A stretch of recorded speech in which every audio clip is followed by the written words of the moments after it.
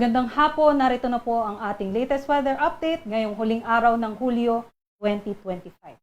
At dahil July 31 naman po, tingnan na po natin kung ilan nga ba ang ating inaasahang bagyo sa buwan ng Agosto. So, base po sa ating historical data, aabot po hanggang 2 hanggang 3 bagyo ang pwede po nating asahan sa buwan po ng Agosto. At kung may mabuumang bagyo, ay papangalanan po natin itong Fabian, Goryeo, at Juanim.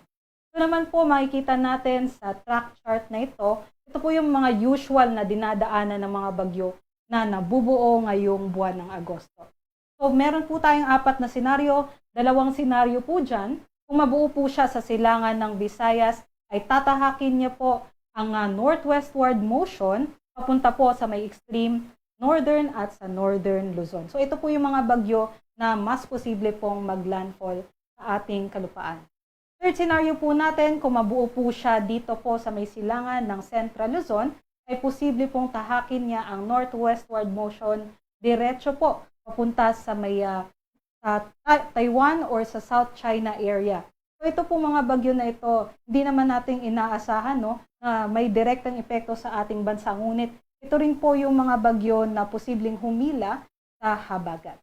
Lastly po, yung last scenario natin na usual na nangyayari sa Agosto, ay kung mabuo po yung bagyo sa may hilangan or hilagang silangan ng ating bansa, ay posible po niyang tahakin ang westward tapos pa northward motion papunta po sa may Japan or may Ryukyu Island area. So ito po yung aasahan natin or guide natin para matrack po natin kung saan nga ba papunta yung mga bagyo natin. Pupunta naman po tayo sa ating latest na satellite imagery ngayong hapon. So kung mapapansin po natin, meron po tayong mga makakapal na kaulapan dyan po sa may hilagang silangang bahagi ng extreme northern Luzon. At ito nga po ay isang low pressure area na dineklara natin kaninang umaga. So ngayon, nasa labas pa po ito ng ating Philippine Area of Responsibility, ngunit mataas po ang tsansa nito na mag-develop bilang isang bagyo. At hindi naman natin ito nakikitaan ng direktang epekto sa ating bansa. Ngunit posible pa rin po itong pumasok sa ating far and then lalabas pa rin po agad. At itong low pressure area na to, ito po yung ating nakita or na-forecast nung Tuesday, no? At nakita natin sa ating PC Threat Potential Forecast. Meron din po tayong binabantayan, no, na parang mga cloud clusters po sa silangan po ng Mindanao at patuloy po rin po natin itong minomonitor sa posibilidad po na ito'y maging bagyo. Para naman po sa kalupaan ng Pilipinas, pansin po natin na concentrated po yung ating mga kaulapan dito sa may Central at Northern Luzon area. Dahil pa rin po yan sa patuloy na umiiral na Southwest Monsoon. At ito pong Southwest Monsoon, no, ay humihina na po ng gradually over the coming days. At para naman po sa ating forecast or tayaan natin ay mas magiging malinaw po, mas maaliwalas yung ating mga weather conditions dito sa Northern Luzon over the weekend. Pero sa ngayon nga po hanggang bukas ay asahan pa rin po natin ang makulimlim na panahon dito po sa may areas ng Central Luzon at uulanin pa rin po ng pabugso-bugso ang mga areas natin dyan sa Northern Luzon. Specifically, dito po sa may Ilocos Norte, sa may Batanes at Babuyan Islands, and even po sa mga bulubunduking lugar natin, dahil po yan sa tinatawag natin na orographic ticking, or kung umangat po yung ating hangin dun po sa mountainous areas, ay napupwersa pong mabuo yung ating mga kaulapan na nagdadala ng mga pag-ulan. Para naman po sa Metro Manila, sa may nalalabing bahagi ng Luzon, Visayas at sa Mindanao, pansin po natin, wala po tayong masyadong mga kaulapan. So meaning po niyan ay meron po tayong maganda or maaraw na panahon ngayong hapon hanggang bukas po. So dito po ay asahan po natin, yun nga po, improving weather conditions. So kung may plano po tayong gumala over the weekend, lalong-lalo na po dito sa may Bisayaan at Mindanao ay posible po natin itong ituloy at dahil po ay improving na nga po ang ating weather conditions dito. Pero hindi pa rin po natin inaalis yung tsansa ng pagbuo ng isolated or mga localized thunderstorms, lalong-lalo na sa hapon at sa gabi. Kaya magdala pa rin po tayo ng mga pananggalang sa ulan at sa matinding sikat ng araw. Ito naman po ang ating inaasahan na potensyal na maging bagyo sa susunod na linggo. So meron po tayong nakita na potensyal na maging bagyo na pwede pong mabuo sa may Pacific Ocean at ito'y kikilos patungo po sa may Philippine Sea.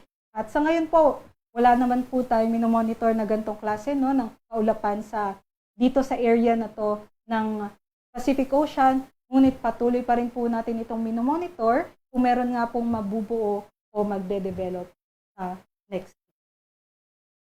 Para naman po sa ating forecast bukas, sa may western o sa kanlurang bahagi ng ating bansa, yun nga po, patuloy pa rin po umiiral ang southwest monsoon at magdadala ng mga pag-ulan at makulimlim na panahon.